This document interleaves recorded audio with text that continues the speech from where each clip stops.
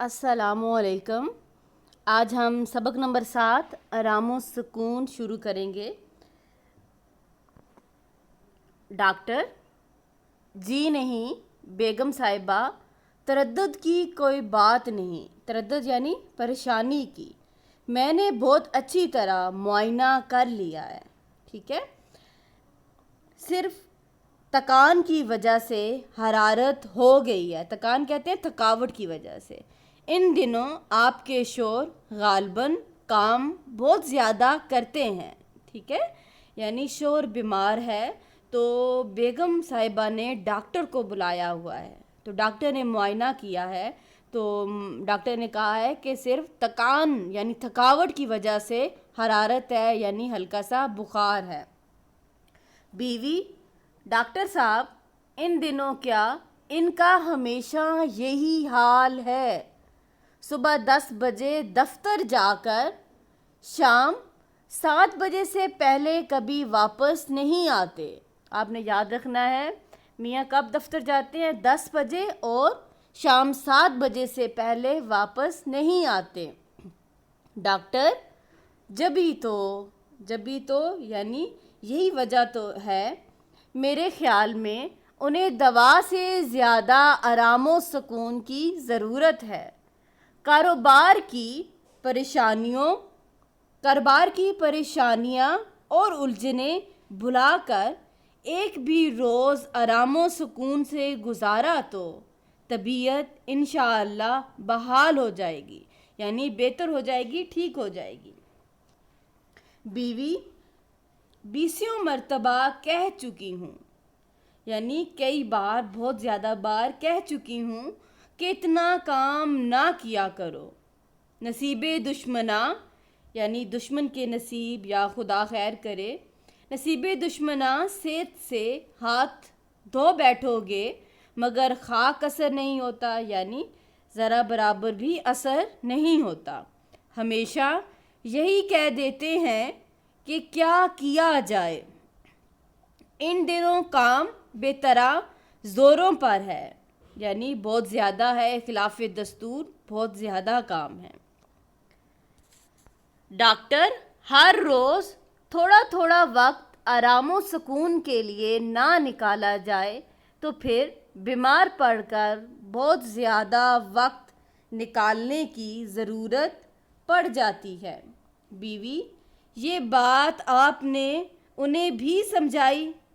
میں نے کہا سن رہے ہو؟ ڈاکٹر صاحب کیا کہہ رہے ہیں؟ میاں: ڈاکٹر: جی ہاں، میں نے سمجھا کر اچھی طرح تاکید کر دی ہے۔ تاکید کرنا ہوتا ہے سمجھا دینا، زور دینا، کہ دن بھر خاموش لیٹے رہیں۔ بیوی: تو تاکید کیا میں نہیں کرتی؟ مگر ان پر کسی کے کہنے کا کچھ اثر بھی ہو؟ ڈاکٹر: جی نہیں، ابھی انہوں نے مجھ سے وعدہ کیا ہے کہ پورے طور پر میری ہدایات پر عمل کریں گے۔ بیوی: اور دوا کس وقت دینی ہے؟ ڈاکٹر: جی نہیں، دوا کی مطلق ضرورت نہیں، یعنی ہرگز بالکل ضرورت نہیں، بس آپ صرف ان کے آرام و سکون کا خیال رکھیے۔ غذا جو کچھ دینی ہے میں لکھ چکا ہوں۔ بیوی: بڑی مہربانی آپ کی ڈاکٹر، تو پھر اجازت۔ بیوی: فیس میں آپ کو بھجوا دوں گی۔ ڈاکٹر: اس کی کوئی بات نہیں، آ جائے گی۔ بیوی اونچی آواز سے پکار کر: ارے للو! میں نے کہا ڈاکٹر صاحب کا بیگ باہر کار میں پہنچا دیجیے۔ ڈاکٹر: ایک بات عرض کر دوں بیگم صاحب، مریض کے کمرے میں شور و غل نہیں ہونا چاہیے۔ اعصاب کہتے ہیں پٹھے، ٹھیک ہے؟ اعصاب پر اس کا بہت مضر اثر پڑتا ہے، یعنی نقصان دہ اثر پڑتا ہے۔ خاموشی اعصاب کو ایک طرح کی تقویت بخشتی ہے، یعنی طاقت بخشتی ہے۔ بیوی: مجھے کیا معلوم نہیں ڈاکٹر صاحب، آپ اطمینان رکھیں، ان کے کمرے میں پرندہ پر نہ مارے گا، یعنی بالکل شور نہ ہوگا۔ ملازم آتا ہے، للو حضور۔ ڈاکٹر اٹھا لو یہ بیگ۔ تو آداب۔ بیوی آداب۔ ڈاکٹر اور ملازم جاتے ہیں قریب آ کر۔ میں نے کہا سو گے کیا؟ میاں یوں ہی چپکا پڑا ہوا تھا، یعنی خاموش لیٹا ہوا تھا۔ بیوی بس بس بس بس چپکے ہی پڑے رہیے، ڈاکٹر صاحب بہت سخت تاکید کر گئے ہیں، یعنی تلقین کر گئے ہیں، نصیحت کر گئے ہیں کہ نہ آپ بات کریں نہ کوئی آپ کے کمرے میں بات کرے، اس سے بھی تکان ہوتی ہے۔ تمام وقت پورے آرام و سکون سے گزارے۔ سمجھ گئے نا؟ میاں کراتا ہے۔ کرانا ہوتا ہے چلانا، ہایا کرنا، ٹھیک ہے۔ بیوی کیوں، بدن ٹوٹ رہا ہے کیا؟ میاں بیوی کہو تو دبا دوں؟ میاں بیوی سونے کو جی چاہ رہا ہو تو چلی جاؤں؟ میاں اچھی بات، کراتا ہے یعنی پھر چلاتا ہے۔ بیوی اگر پیچھے کسی چیز کی ضرورت ہوئی تو؟ اچھا بلانے کی گھنٹی پاس رکھے جاتی ہوں، گھنٹی کہاں گئی؟ رات میں نے آپ یہاں میز پر رکھی تھی، اللہ جانے یہ کون اللہ مارا یعنی کم بخت بد نصیب میری چیزوں کو الٹ پلٹ کرتا ہے۔ کنڈی کی آواز، کون ہے یہ نامراد؟ ارے للو دیکھو یہ کون کواڑ توڑے جا رہا ہے؟ کواڑ کہتے ہیں دروازہ، ٹھیک ہے، در لکڑی کا تختہ۔ للو دور سے، سکا ہے؟ بیوی جی۔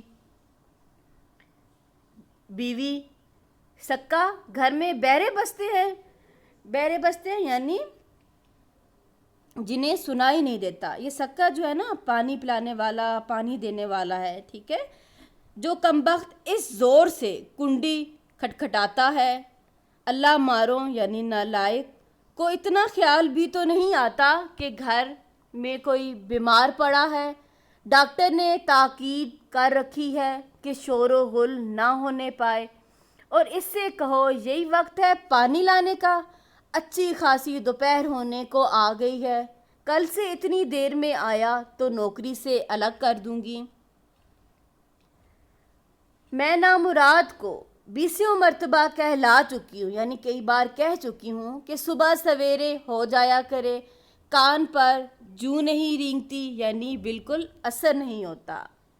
میاں ارے بھائی اب بخشو اسے۔ بیوی بخشوں کیسے؟ ذرا طرح دو تو یہ لوگ سر پر سوار ہو جاتے ہیں، یعنی ذرا طرح دو، اہمیت دو، تھوڑی سی بھی اہمیت دو۔ میاں کراتا ہے۔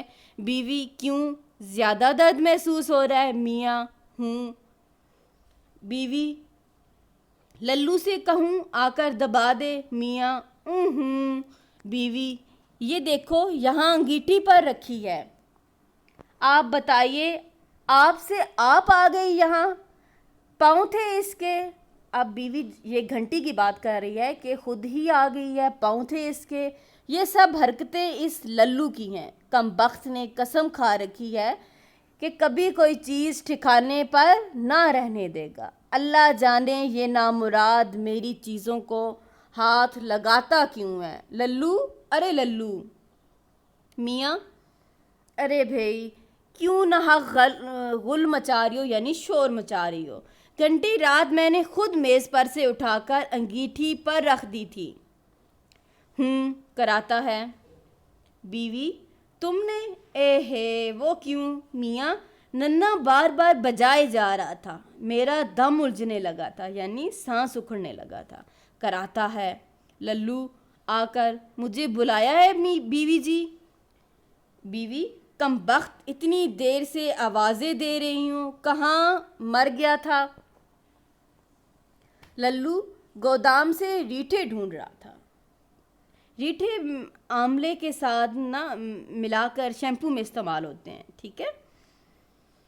بیوی صبح سویرے کہا تھا کم بخت تجھے اب تک ریٹھے مل نہیں چکے؟ للو جی مہلت بھی ملے یعنی فرصت بھی ملے، ادھر گودام میں جاتا ہوں ادھر کوئی بلا لیتا ہے۔ بیوی ہاں بڑا کام رہتا ہے نا، بیچارے کو سر کھجانے کو فرصت نہیں ملتی، بھاگ یہاں سے، نکل جا کر ریٹھے ڈھونڈ. للو جاتا ہے تو یہ گھنٹی یہاں تمہارے سرہانے رکھ جاتی ہوں. میاں کراہ کر کواڑ بند کرتی جانا، یعنی دروازہ بند کرتی جانا. بیوی پیچھے اکیلے میں جی تو نہ گھبرائے گا تمہارا. میاں تنگ آ کر نہیں بابا نہیں. آج ہم اتنا ہی پڑھیں گے، باقی ریڈنگ انشاءاللہ ہم کل کریں گے. ویڈیو کو لائک، چینل کو سبسکرائب کریں اور اپنے دوستوں کے ساتھ شیئر کریں. اللہ حافظ.